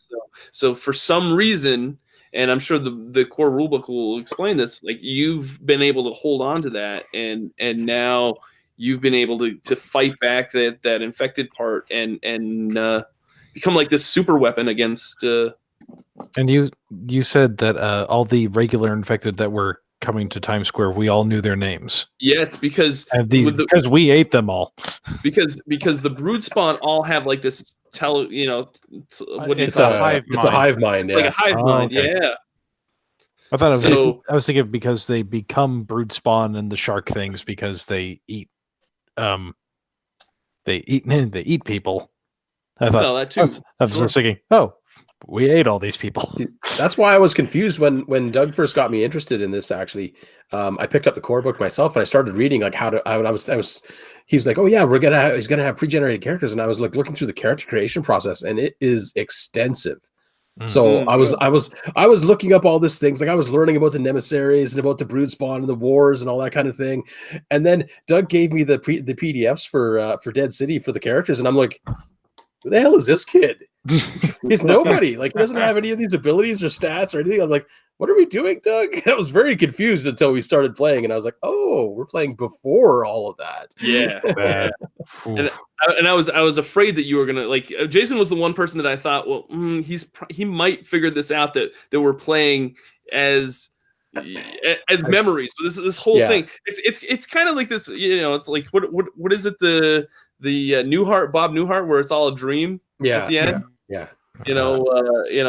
So it's been done before, but I thought it was done pretty well in this situation. Well, there's not very many indicators. Like there's the cell phone message, and I was like, well, that's really weird. I wonder what that means. And I was thinking about that as we were playing, and I'm like, I legit thought that we were just doing a preamble, like to introduce like potential new players to the world as it's getting changed. I was like, well, this is kind of neat. But then in the back of my mind, I kept thinking, how the heck do we get from Lawrence Farrow, terrified, roguish bartender in New York City, to him being a Nemesis? I was like, because when you said this was going to be the last session, I was like, okay, well, how do we get from A to F? When do we get to cool stuff? Yeah, right. I was like, when do I get these fancy Nemesis powers where I can start pounding the tar out of people? Right. And I thought for sure the fact that you guys survived a grenade. Yeah. Explosion. That's why when you just got a hand wave that, and I was like, well, okay, that's odd. I thought we were just concussed. I mean, that's what I thought. Maybe it was a flashbang or something. We were just knocked out by it or something like that. But even then, we would have been eaten. Oh yeah, we would have been devoured by the brood as they came by. Yeah, just as a matter of rote. Yeah. This series needs to be made into a movie because that was awesome. It would make a pretty cool. It would, cool yeah. Movie. Yeah. As we were playing through it, it was easy enough to visualize, but those unexpected moments and those, okay, what am I getting myself into? And the little bits of stupidity, like the dumpster. I was just gonna say, I would love to see on film 4 people contemplating Flintstoning and numbers. just the creature creation would be amazing to see. Yeah, and I'm not talking, all CGI. I'm talking like actual physical monsters would be amazing. That would be very cool. Yeah. The one thing that I really love about this game is the art. I forget. Kirkby, I think, is the artist behind it. But this is the creature that this is what James turns into. Oh wow! At the end. So is he one of the Reapers then? What's that? Is he actually one of the Reapers? Yeah, it looks like it. Looks like he's one of the big head honchos. Yeah, those are the Reapers, the ones that have the ones that start out. There's like a handful of them across the world, basically. Yeah. So and I love the twist of like James like popping up like here and there. Here and then there. I was really kind of like when he first popped up, I was like, damn, kid's got some game.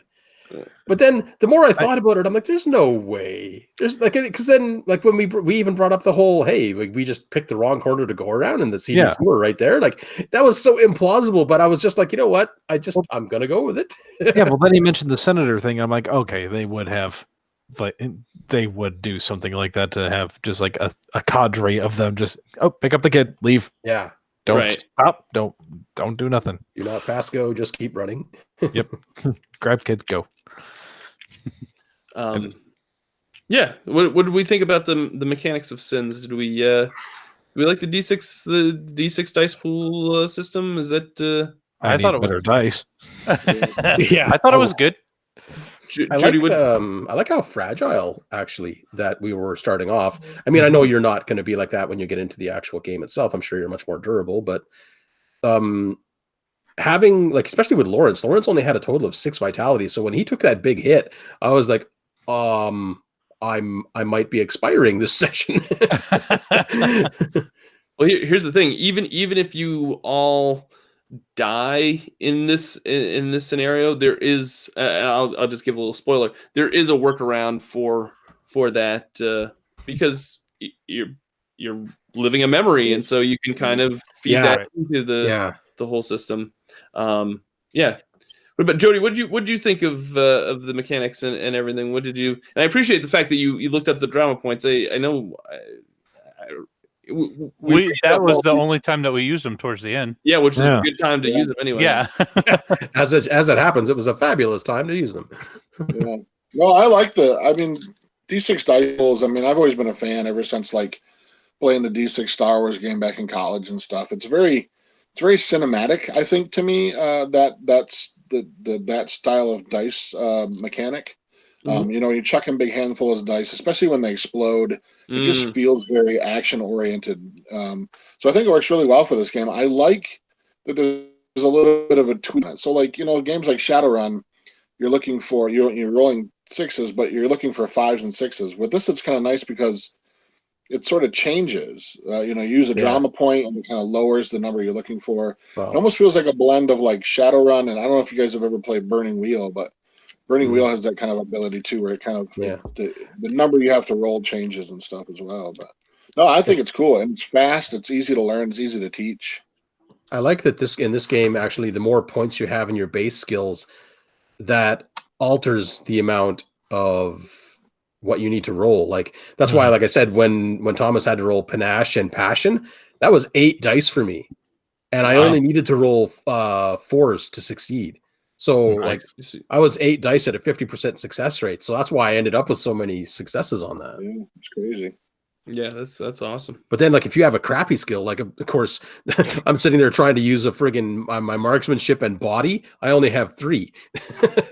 So I was more likely going to throw that Molotov on my own head than I was on the brute spawn. Yeah. I had no points in anything that didn't involve medicine. Yeah. Actually. Yeah. It's like I like that there's not too much variety in the skills either. Even when I was going through the main book, there's more skills than what we have on our character sheets here, but there's not that many. So you don't have that ridiculous minutia of like you have skill with firearms. That's all you have. Skill with firearms. There's no machine gun, there's no heavy machine gun, there's no pistol, there's no bow and arrow. It's just, basic marksmanship is what you get. Yeah. Or basic firearms is what you get. That's cool though, because it leaves it a lot more open for the narrative. And that's what I like. You're not bogged down with like, the machine gun does this and the pistol does this. I can't accurately shoot this M16 because my skill is in the MP5. What? Right. It's still a gun. Is this pistol dwarven? Otherwise, I can't use it. Yeah, exactly. That kind of thing. Yeah, I don't like systems like that. Yep. How do the powers work? Like in the full game, when you're playing one of the things, do the powers work the same as skills? Is that? Some of them do. Some of them are more cinematic. Like the Nemissaries are unbelievably durable. Yeah, like they can take boatloads of punishment before they go down. Oh yeah. I mean, you got to think that But by the same token, there's all these different paths that you can get on. I think there's 5 or 6 starting paths. Well, you pick a path for your character, and that determines their some of their basic social interactions and stuff like that. Like they go through and they do a list of like how you react to the other 4 paths. Like what's your general perception of these people? So it helps you from a role playing standpoint. Like if you get into a group where you have one of each of the paths, you can actually get social interaction based on that. Like, oh well, I've like my people have always thought that your people are kind of morons, so we get to role play that interaction and maybe possibly overcome it, or maybe you start coming around to see it in my point of view, kind of thing. That's cool. Yeah, it's really they've done a really great job of building this world, this setting out. I know Sam has gone out and they've put out some. I think I'm pretty sure they're free PDF supplements of they're free. They're all places in the U.S. if I remember correctly. There's like they picked regions and sort of fleshed them out. Yeah, which is really really cool. That was one of the things they did like this overall map of.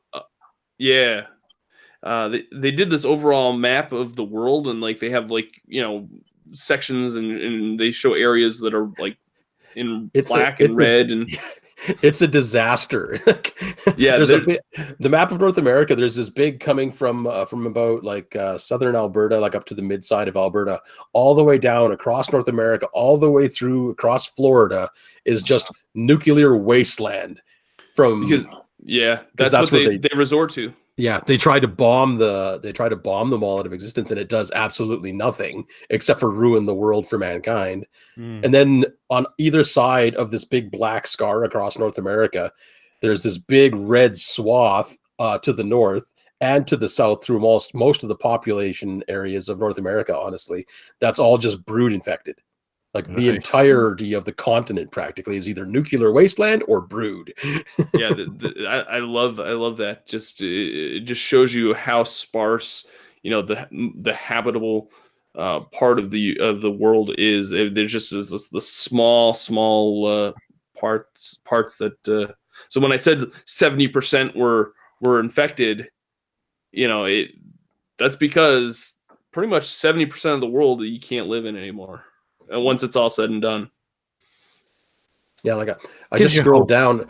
There's 72 pages of background in the beginning of the book.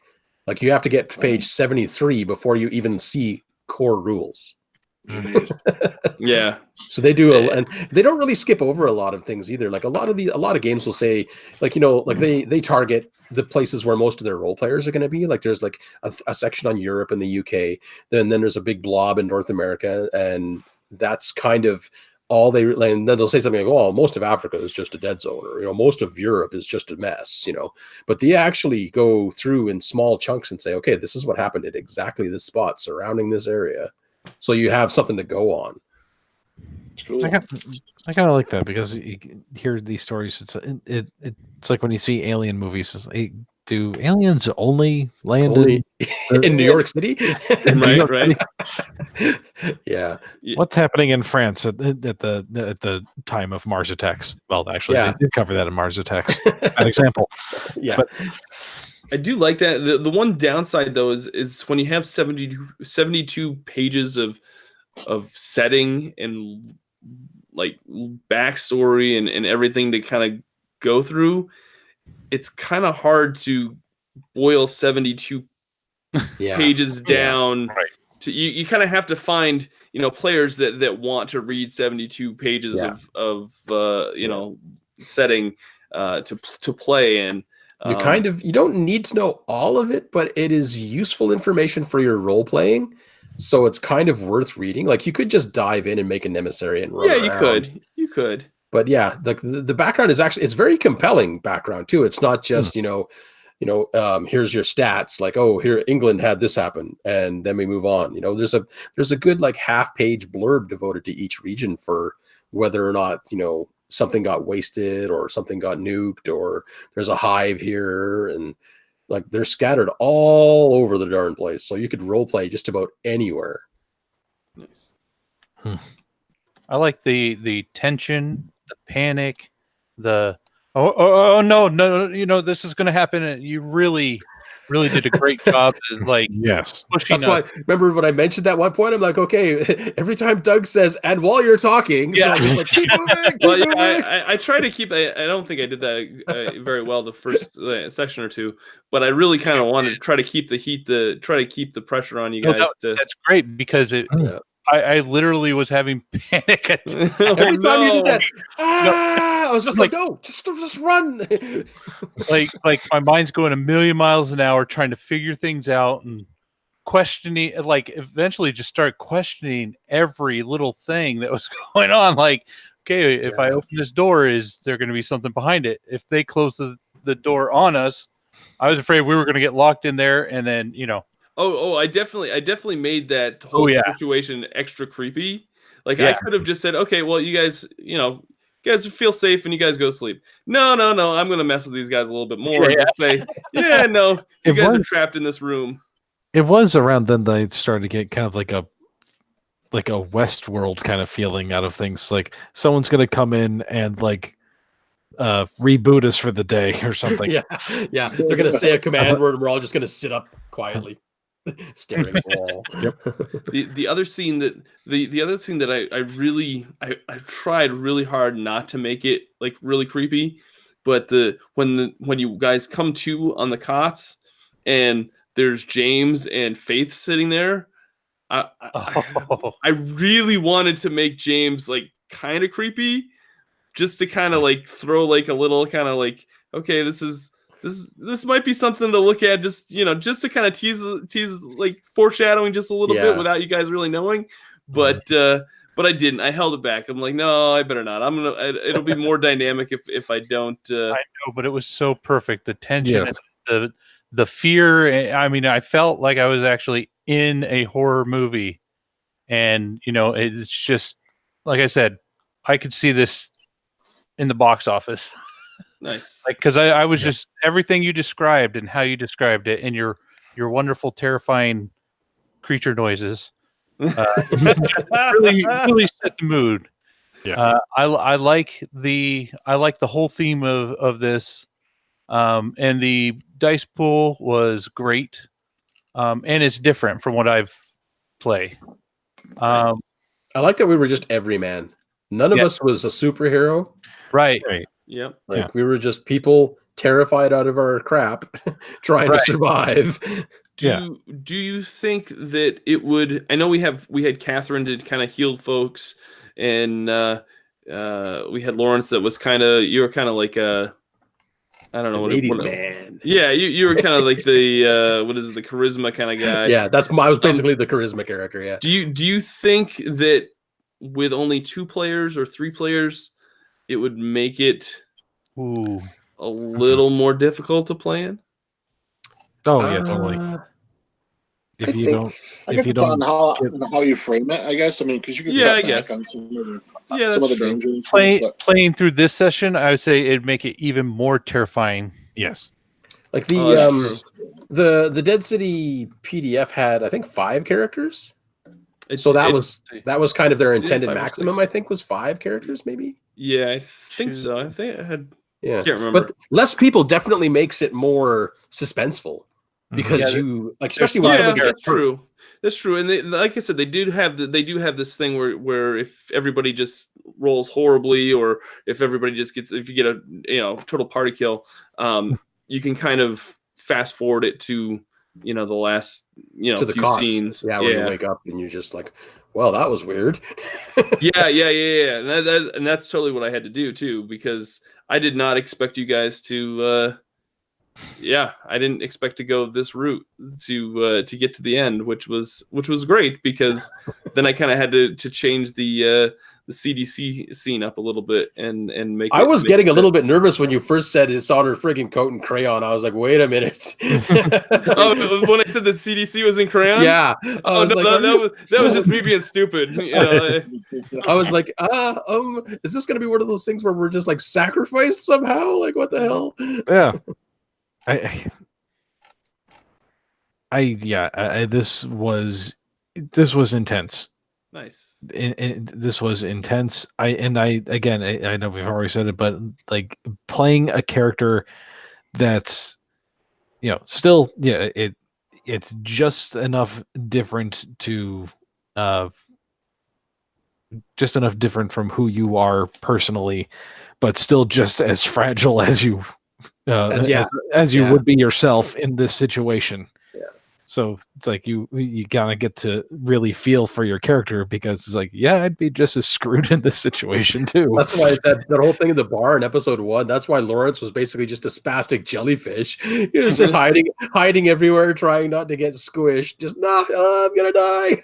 It's like pretty much the fact that my character had any medical knowledge at all is the only reason I'm like I wasn't freaking out. I'm just like, okay, no, my character knows how to how to respond cauterize a bite.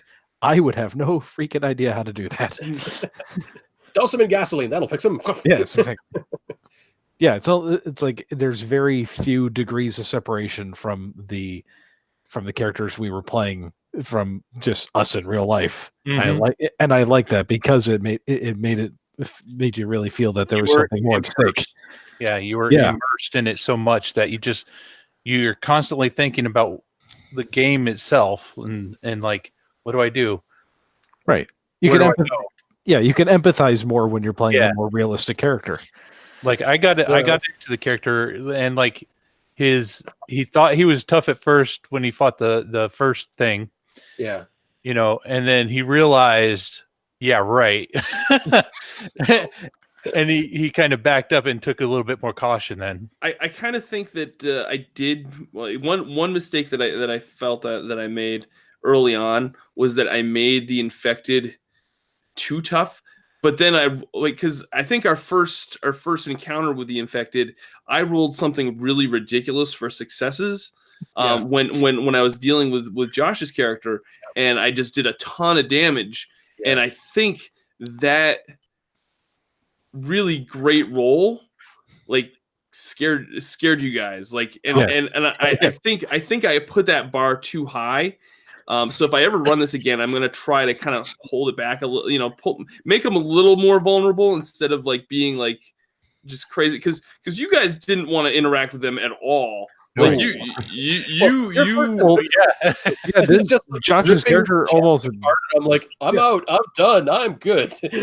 Well, yeah, the first infected that we fought like nearly killed Josh's character, and basically wasn't it just like a forearm swinging on a tendon? His arm was broken, and it was just like It's like, my arms are detached. Well, I just have 2 nunchucks now. Yeah, basically, I just have 2 fleshy nunchucks. I'm just going to pummel you to death with them. And at that point, I was just like, I never in this entire game want to actually have to fight one of these things. Not at all. And then here's the other thing. Like it's you guys didn't. And if anybody's going to be watching this, that's going to. Well, I guess we've already spoiled some of it, but early on, if you had searched the cop car, especially the trunk of the cop car in that bar scene, you guys would have been loaded for bear. Loaded. you each would have had like weapons and shotguns and all this stuff. And that after that description though, none of us were going out there. No. Not a chance. When you were like, there's more shrieking coming from down the road, and there's only 2 of them. And we didn't get much time to think about it. It was panic mode because they started pouring in. We couldn't get to the trunk. I'm not even going near that cop car. After that thing nearly took all my life points, I was like, yep, I'm backing out, guys. I feel especially stupid now that I took the time in that first episode to take a blood sample from the one that infected when it turns out I could have just taken a sample of my own blood. Yeah, as it turns out. That's true.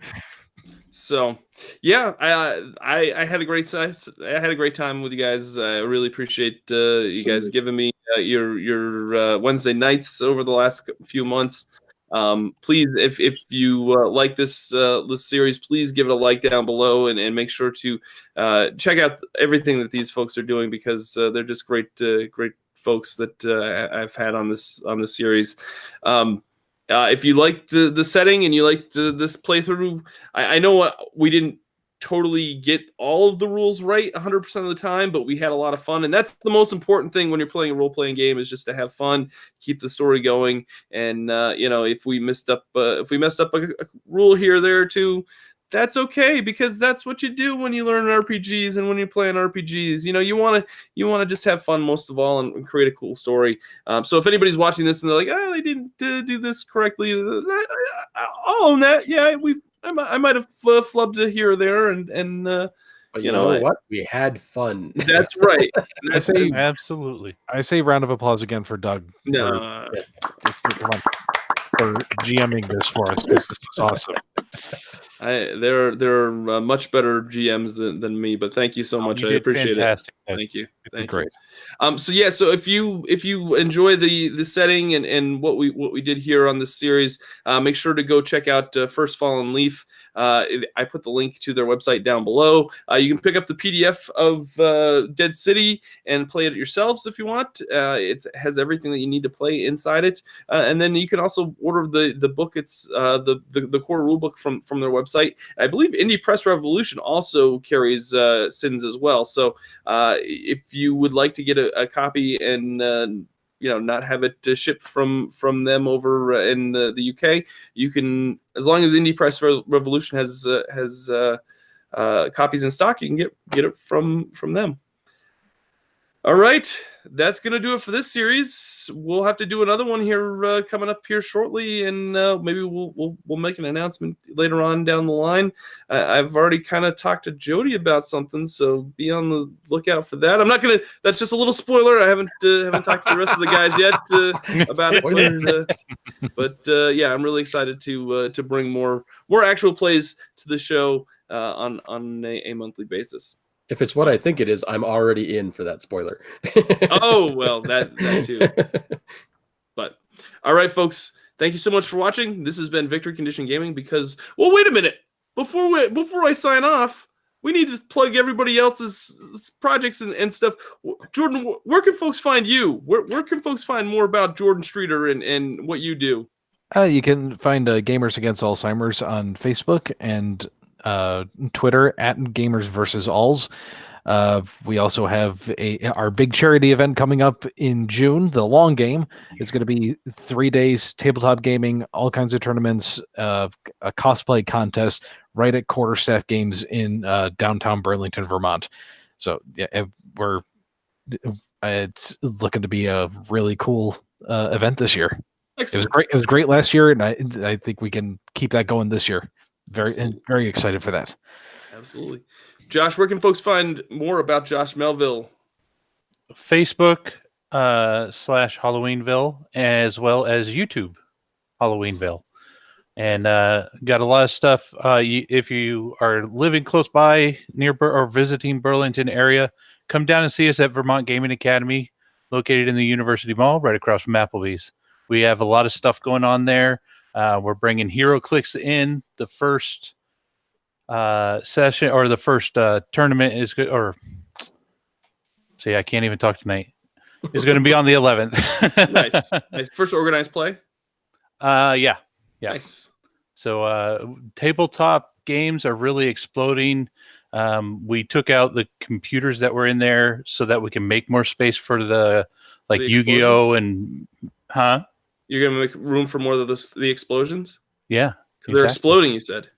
Did I say exploding? See? I need to go to bed. It's all good. It's all good. So much for the game exploding. It's so you have enough room to walk away cool. Well, when we break through one of the walls to expand a little bit more. Oh, nice. There'll be some exploding.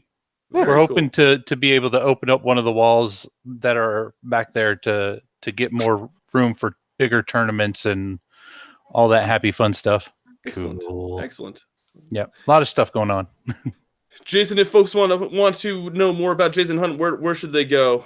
The VCG Discord would be a handy place to start because I'm all over that. What? The new VCG Discord? The brand spanking new VCG Discord. We're going to do actual plays and record podcasts and everything on that Discord. So yeah, if you're watching, I thank you very much for plugging that, Jason. But yes, we do have a new Discord server. So if you would like to join it, feel free. Just check our page out on Facebook, and there's a link right there where you can plug. You can just come right in, and you get some really cool. It's a really cool server. I didn't build it. A friend of mine did it, and it's great because you can talk and converse and have fun with folks like Jason on there. It's a lot of fun. But if you're looking for me anywhere else, I'm on the Twitter, just at Hexeter. Excellent. All right, Jodie.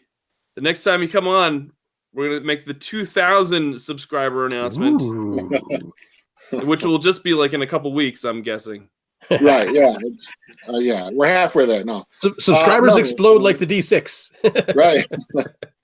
Yeah, no, just broke the 1,000 subscriber mark over on the Questwise channel. It's just youtube.com/Questwise.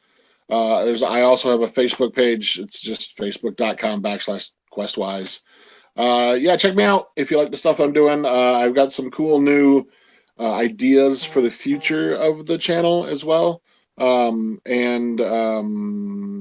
Yeah, keep a lookout though. We're gonna do a live party to celebrate the 1,000 subscriber mark, in which all my local friends are going to come together at a place, our friendly local game store, and but we're going to broadcast the whole thing live on the internet so everybody else can watch as well too.